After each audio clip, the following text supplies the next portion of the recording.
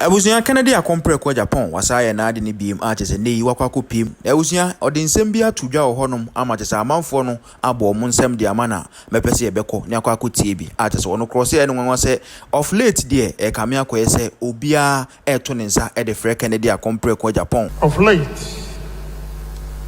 almost all universities are inviting me or extending invitation to me to talk about entrepreneurship. I believe most of the universities are now offering entrepreneurship. Then the question is, why Kennedy Agyapong?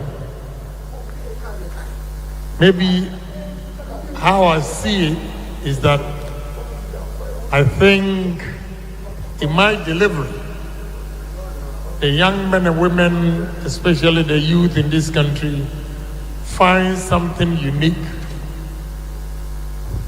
in what I say and what I do. Thank you. Some of the things are in the books, and therefore you are taught in school or classrooms. But others, they are not,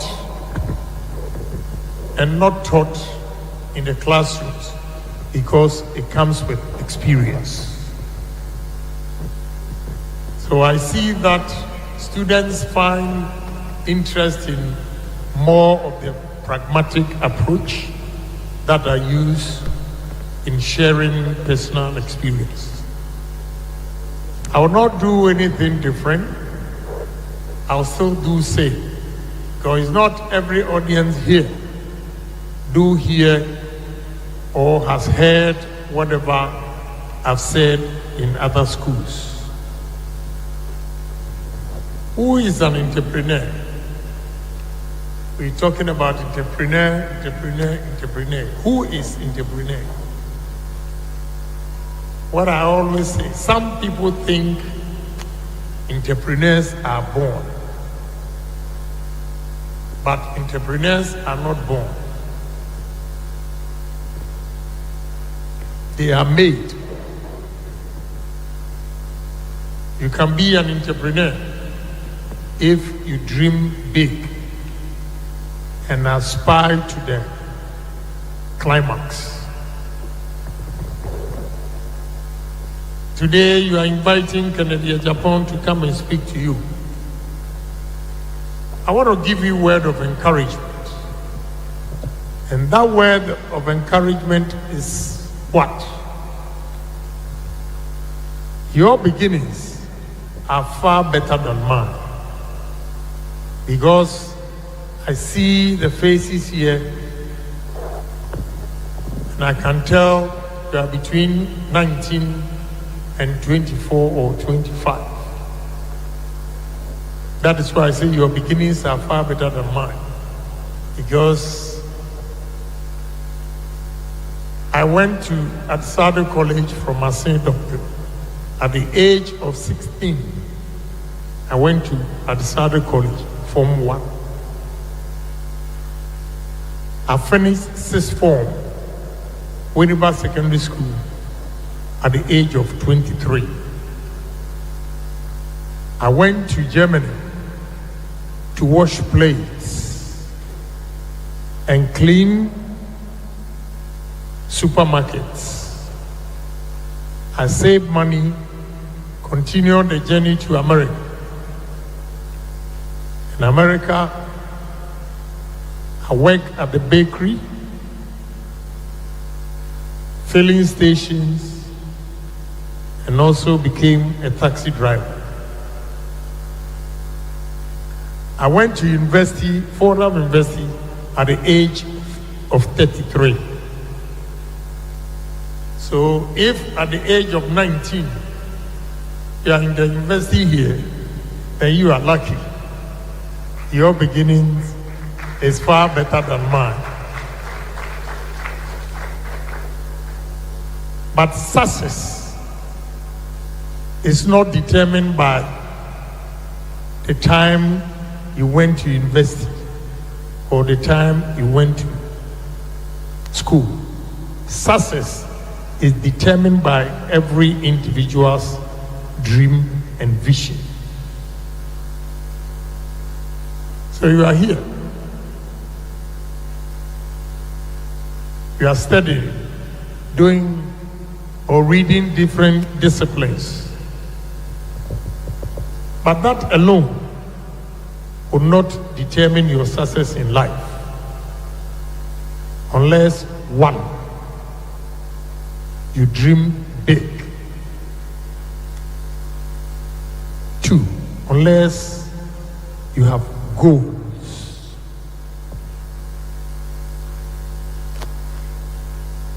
Three, unless you have objectives. Four, unless you strategize, you have a strategy. Five, unless you plan your life. And six, the activities, what you engage in. While I'm giving you this, the dream, anybody can have a dream. But a dream without action is not a dream. Therefore, when you are here on campus, you start dreaming big and you have to take action. So your dreams should be backed by actions. How are you going to back your dreams by actions? First, you have to sacrifice today's lives, entertainment, and whatnot for tomorrow. What I mean by sacrifice is some students here obviously come from affluent homes. Some students here also come from average homes. Some students also come from poor homes, but because of their brains, they manage to come here. What I want to assure you is that it is not where you come from that determines your success. It is your dream and how you foresee the future or life that determines your success. So if you want to be an entrepreneur today, you can start from tonight. Whatever money experience give to you, you should begin to save. I always tell friends that any person who is working and not married should be able to save 70% of his income. Those who are married, the couples, should plan to save 50% of their income.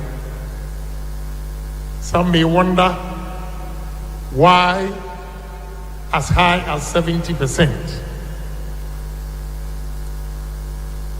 I give you an example. Normally, students, when we come out of college and you get opportunity to work and you receive salaries, the first 3 months, what comes to your mind because of freedom? You want to move from home. Because now you want a girlfriend. Now you want a boyfriend. But it will cost you. It's very expensive. If you want to plan your life well, what you have to do is, wherever you are staying as a student, it's not all the time the case. Sometimes you might get a job and you have to move from your parents. But if you happen to be lucky and get a job at where your house is, don't move from the house. Stay with your parents for 5 years minimum and save the money. Because your rent takes about 35% of your income. But if you are staying with parents, your parents in Africa and Ghana especially, parents do not charge rent. Elsewhere in America, when you are working, you pay rent to your parents. But here, no. So what you have to do is you save the 35% of your income, and that in 5 years becomes your capital. A friend who will move from his parents' home because he has a new girlfriend will spend the 35% of his income to rent a place. And that eats into your capital. So your purchasing power dwindles. If you receive 100 cedis and you are paying 35 cedis rent, you have 65 cedis left. Food, transportation, electricity cost. Electricity is not part of the rent charge. So by the time the month ends, your 100 cedis, you have maybe 5 cedis left. So 5 cedis for 5 years and 35 cedis.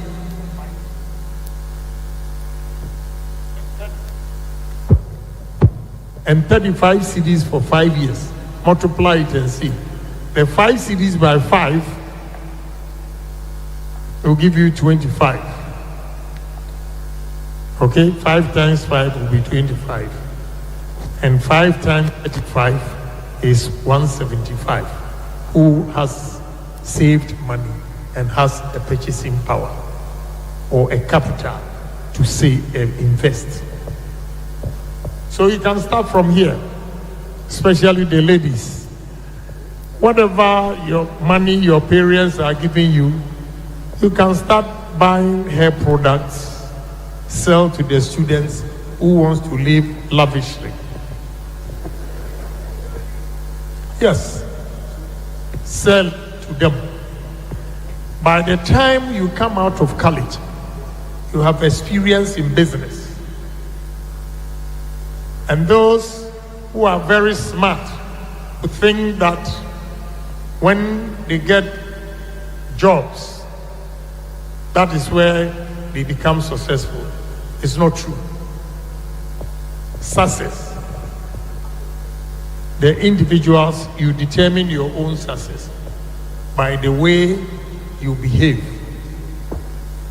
So start from here, saving the little monies parents advance to you to come to school. I'm not saying you don't have to spend at all, but at least save some for rainy day. So all I'm trying to say is, first in life, you need savings. From savings, you need to invest. An investment, you need to work hard to protect your investment. I'll give you one example. When I first went to America, most of our seniors over there were working in a hotel. They were making $250 a week. The bakery that I went was making $120 a week. And my rent was $432. So $480, you take $432 out of it, you are left with nothing. So I had to look for a second job, that is a filling station. At the bakery, I worked for 40 hours. And the filling station, I worked for 88 hours a week. My main job was 40 hours. And why I was working 88 hours at the gas station was that I start from 10 p.m. to 6 a.m. Monday to Friday, 10 p.m., 6 p.m. Monday, the same thing to Friday, I get the 40 hours. Then I start Saturday. Friday night, our friends will go to parties, so I'll take their shift and work whilst they are partying. So Saturday, I do 24 hours. Sunday, I do 24 hours, 48 hours, no bath. We sell oil, the fuel, the engine oil. So when I remove the oil from it, the cartons, then I'll spread it and sleep on the floor. Whilst you are dozing deep, and you hear somebody pump number 5, and see my eyes are red. I have to wake up and go and punch number 5. Sometimes if 3 people are there, you might make a mistake because you are asleep. But I'll do the 24 hours on Saturday, 24 hours on Sunday. And the morning shift, the one coming to take over, I have to make an account of all the 6 shifts from Saturday to Sunday. So I get home around 11 a.m. and my Zaro bakery job starts at 12. But I knew what I wanted to be in life, so I never gave up. Friends that were partying and I took their shift. Later on, I bought taxis for them to drive for me.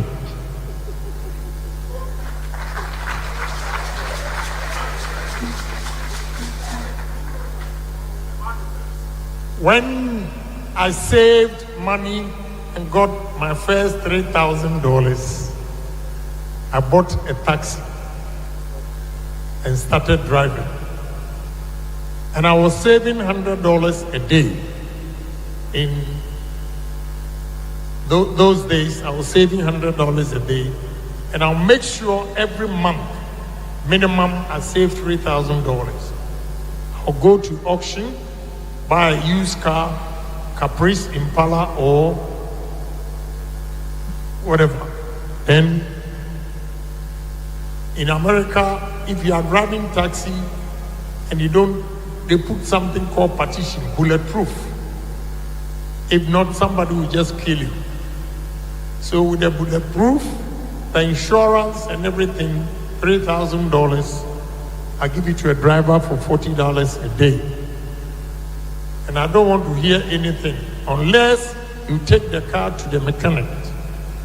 If you take the car to mechanic and you don't tell me, you are still going to give me my $40. So 7 days, $280. And I was also making $700 a week. I bought my first house April 1988 for my mother at the age of 28 when they were moving my mother from.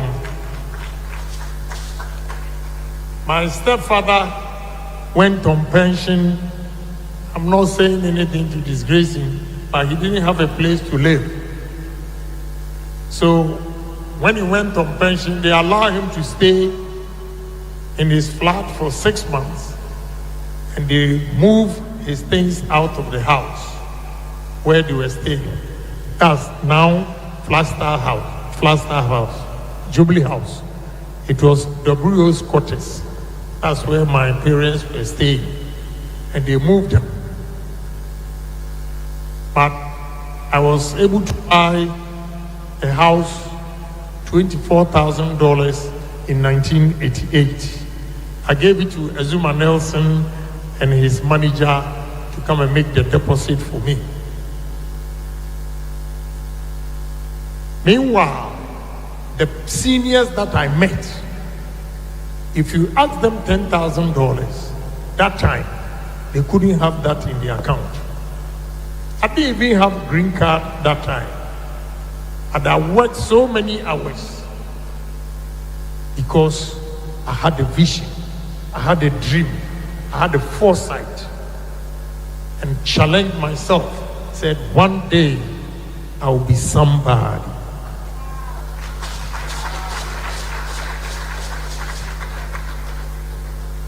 No, I'll tell you the truth.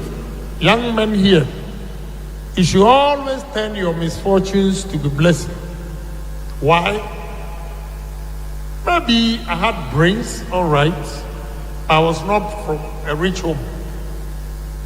So I was disappointed 3 times by girls. And that actually propelled me to be successful. The reason being that I went to a boys' school at Sado College, it's all boys. On vacation, I don't know these days if you have it, they call vacation classes. So we used to go vacation classes and we meet ladies over there, and my contribution in class, some ladies fell in love with me.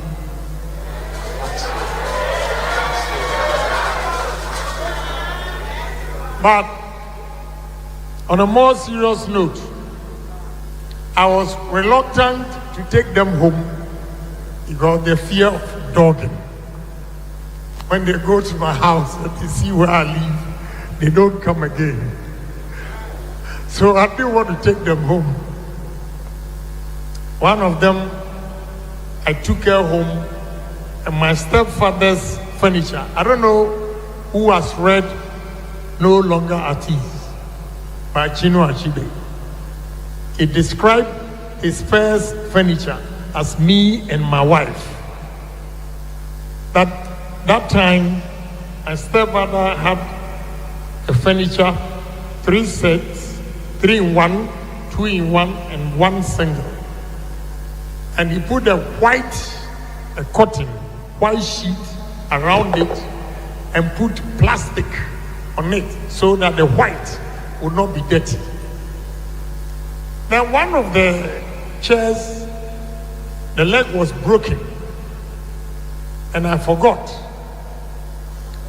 So when the lady came to my house and I asked her to sit, the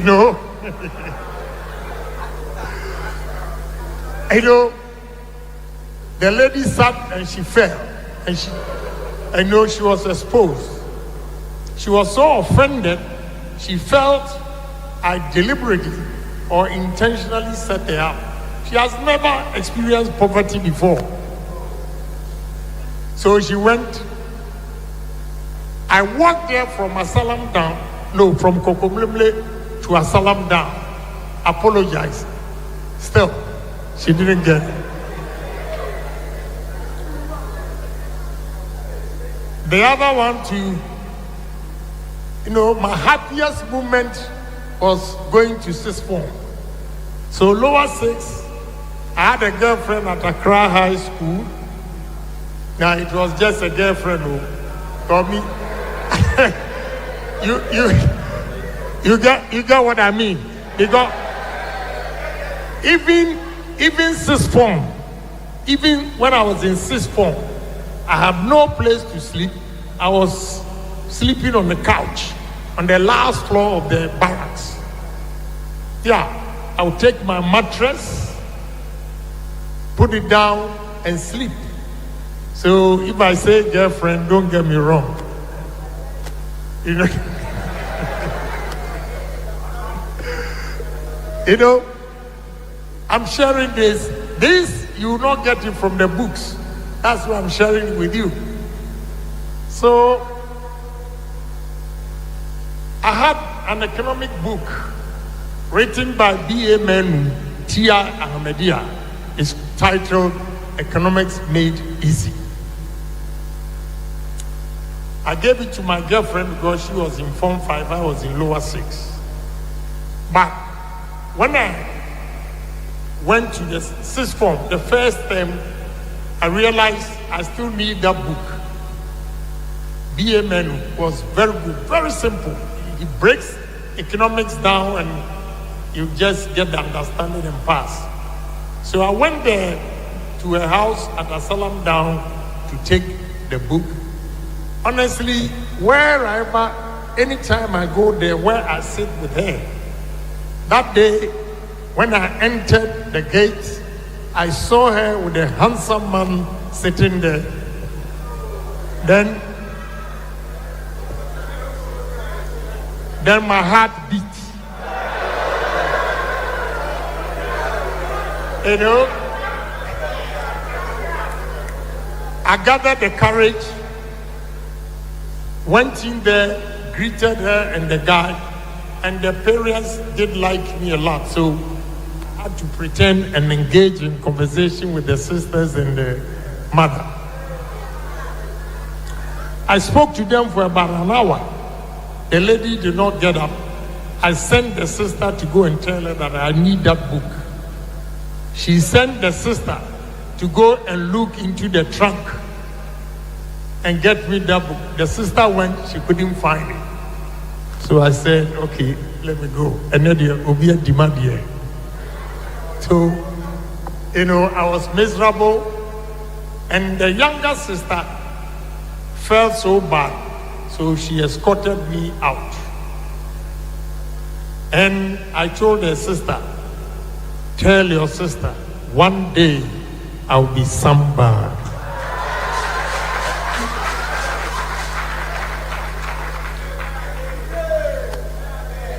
You know, the next day in the afternoon, she actually came to my house when I was packing my things to go back to school and said to me, what did you tell my sister?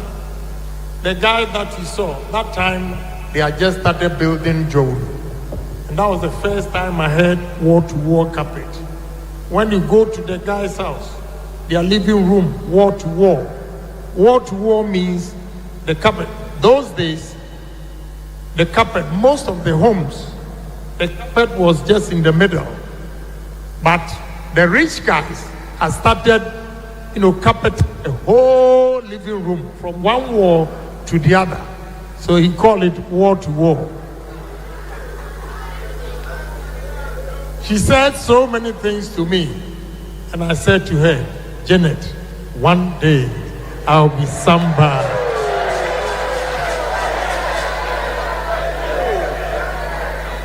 Yeah. So that motivated me to work hard. And one day, I was on a British Airways flight. That poor Lazarus that he disappointed me saw me in the first class, British Airways. Then, according to her, she waved. I didn't see. Because we always go first before business, then economy.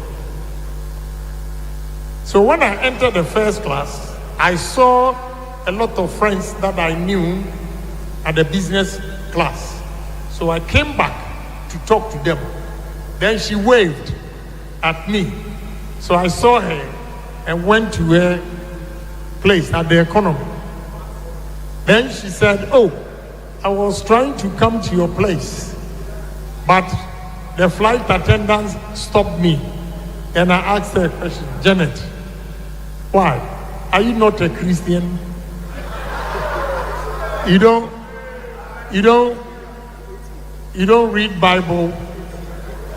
The Lazarus and that rich man. The rich man was asking Lazarus just to put his finger in the water and give a drop.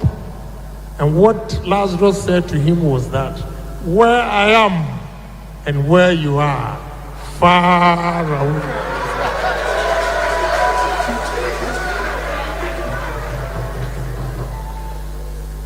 You know, I'm sharing this with you for you to know that my life was not rosy. It was not on a silver platter. I had to struggle to get to where I am today. And even where I am today, I want to go further than that.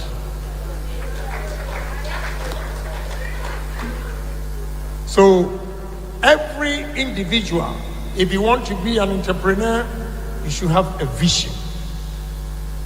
With a vision, you should have courage. Courage in the sense that you should be able to take risk. The future belongs to risk takers, not security seekers. What I mean by risk takers is that,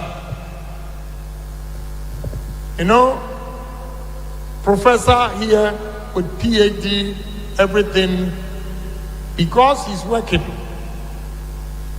he becomes security seeker because instead of setting up his own institution, whatever money he makes here, he will go and buy treasury bills for somebody to manage the treasury bills for him because he's afraid to lose the money. Such people, they make money, but they always become average people because they are scared to take risk. So those who take risk and invest their business money in businesses are always going to make more money than those who always protect what they have. So you have to gather the courage and take risk. And if you take risk and invest your money, if you invest the money, make sure. I gave you an example of 40 hours and 88 hours, which was 128 hours a week. When others are working 40, 60 hours, put in 100 hours. When you sacrifice your time, the 40 hours difference brings more income, or you make more income from the 40 hours extra than the one who did only 60 hours. So hard work will take you very far. Those who are always content with the number of hours they have and they have the pleasure to enjoy, trust me, you always see them with the pleasure enjoying the little that they have. And it comes to a time they cannot even buy a nice car. But you that saved your money, took the risk and invested it, will reap profits, can use the profit to buy any nice car that you want. You have to postpone the spending today for tomorrow. What I mean by postpone spending today for tomorrow is especially women. Women tend to keep up with the Joneses. What I mean by keeping up with the Joneses is a lady will see her friend wearing Chanel. So, I'm also going to get Fendi. I'm also going to get Louboutin. It becomes competition. The little money that you could have saved and invested, you spent it on bags, ladies' bags. A guy will see his friend wearing a nice shoe. Oh, I'm going to get Kennedy Agyapong is wearing Zena, so I'm also going to get Zena shoe. Do you know how much money I have before I bought the Zena shoe? And now because you saw me wearing Zena, you spend your last money also to go and buy Zena. That's what I mean by keeping up with the Joneses. You have to save your money. When you are with friends in the same room and you save your money, they tend to call you, oh, you are chisel, you are this, you don't spend money. You know what you want in future. So whatever money you save becomes your capital, and your capital, you invest it. When you invest your capital, what you have to do is to make sure you always work hard to make more money so that you don't lose the money. If you want to be a businessman, I'm sorry, I have to tell you the truth. It's the gospel truth. When you establish your business, don't employ your brother. Don't employ your sister. Don't employ any relative. Because if they make a mistake and you sack them, your mother, your uncle, your grandfather, everybody will come and beg. And they know very well that he's taking your money. But the whole family will go against you. They consider you to be a very wicked person. Let them call you wicked. When you don't employ them and your business is going on, you go home and feed them. That's the only way you can protect your investment. When you have enough, you can help your brother by also establishing a business for him. Let him go his way and you wash your hands. But if you are going to rely on relatives to help you in your business, they will collapse your business. I've gone through it. I don't want you to go through that. That is why I'm telling you. Again, if you want to succeed in life, if you want to be different from any entrepreneur or a businessman, you have to be honest. Integrity is key to success. I give you another example.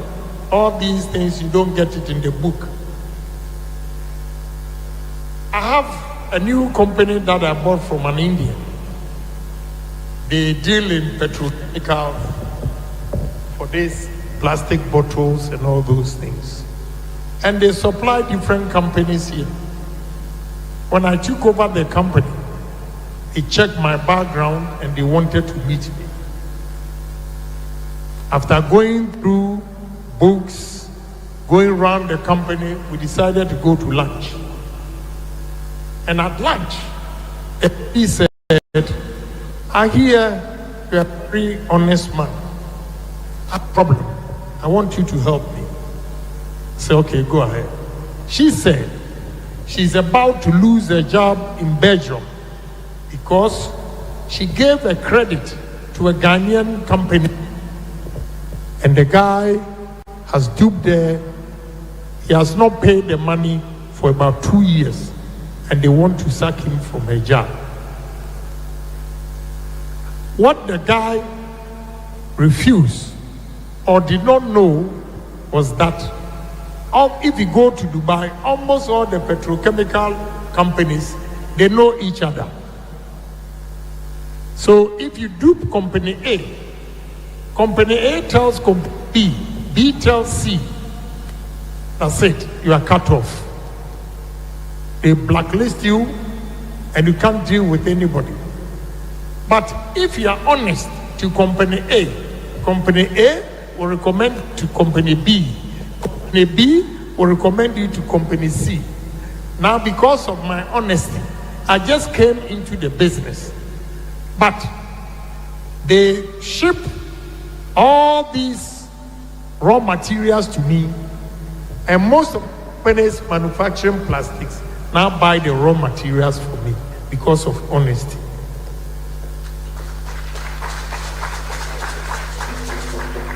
So honesty is key to success. Foresight is still about a dream. You should know what you want. You should know what you want. You have a foresight that in the next 5-10 years, I'm going to rise to this level. How do I do it? All the things I've said to you come to play before the foresight will materialize.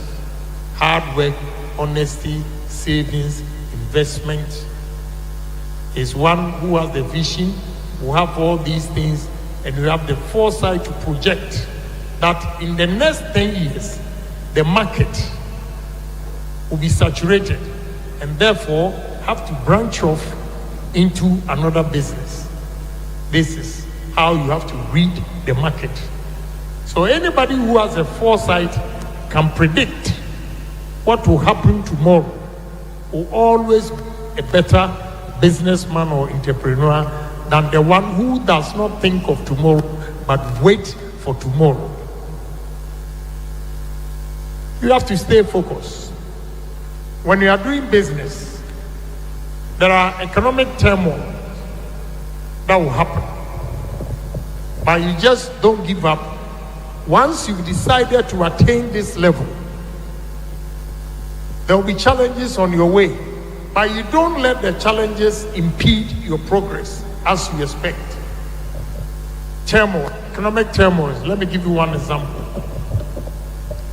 Just recently, you see America and the rest of the world are fighting on tariffs. And because of that, the economies of the developing countries are suffering because of dollar fluctuations and, those things. When you were planning, you did not anticipate that Trump will take over and now he also wants to make more money for his people or his country because he feels the rest of the world are cheating them. It was not part of your thinking or whatever you wanted to do.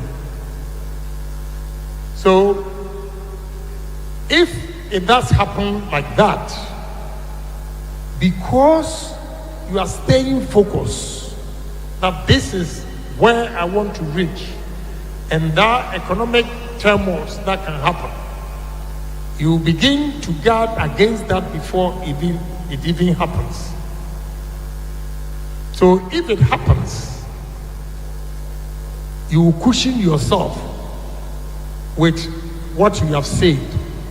Let's say if you make a profit of 100 cedis, you plow back 70 into the business and save 30 for unknown tomorrow, which can be the economic turmoil that we are going through. When you do that, you are focusing.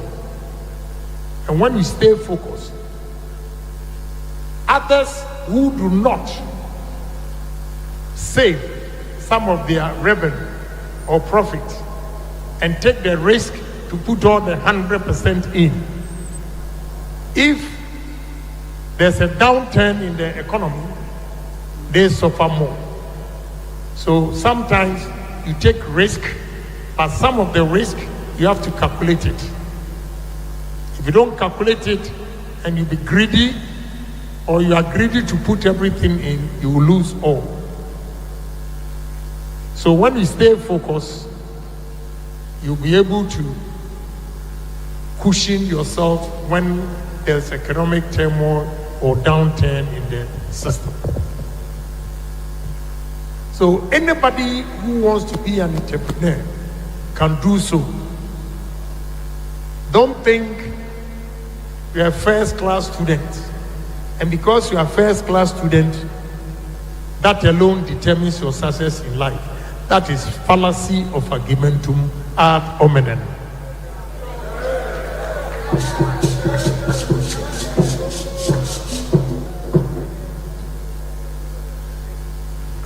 If you are brilliant, it paves a way for you. You have the advantage, all right. But if you don't go further than that and you become complacent, I was talking to one of my daughters in Yale. She's very brilliant, but she's confused. When I advise her, she doesn't take it. She rather takes advice from her professors. But I have studied the market. I'm an employer, and I know professions that pay good money. But she thinks she's brilliant, and therefore it's automatic that she's going to be rich. I told her, you are joking. Because in Adisada College, my best position was 23 out of 144. But they know that that guy, when I speak English, they were laughing at me. Come here, Japan. Anu blofu cheme. Today, because of the zeal, because of the way I perceive life, there is nothing going on within our classmates that they will not inform me to contribute. And obviously, I'm the biggest contributor.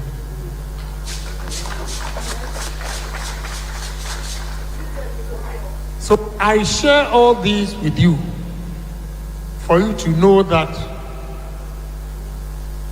the wealth at home today that you are enjoying, if you don't work at it, even if your father leaves you the whole world, you lose it.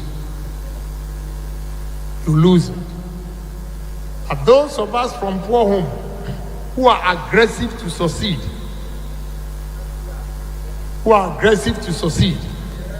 one day your aggressiveness will pay off.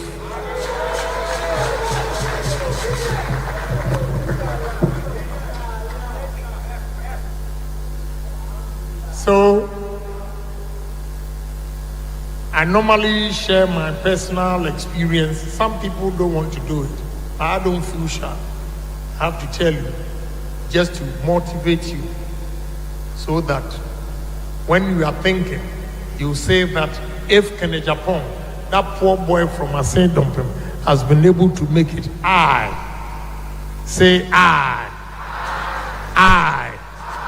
can also do it. Can also do it. And even do it better. Yes. And say to yourself, just as I said to the girls, one day, I'll be somebody. One day, I'll be somebody. And you'll be somebody.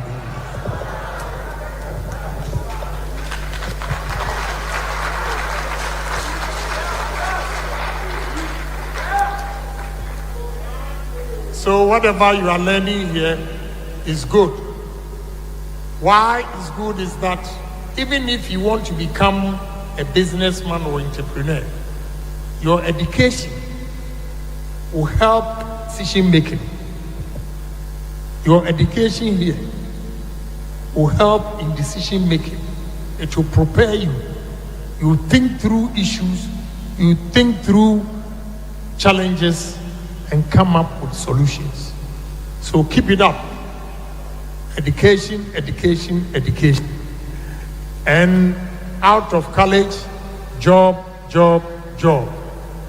And when we have the job, savings. Savings, investment. Investment, then hard work.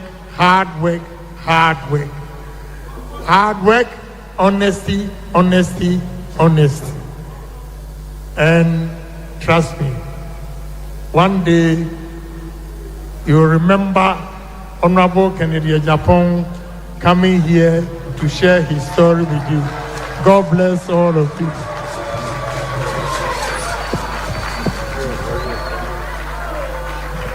Oh, please do. Hello. I know the organizers yesterday, they were struggling even to pay for the auditorium here. I gave them go ahead. So I'm here with 20,000 to settle your bills.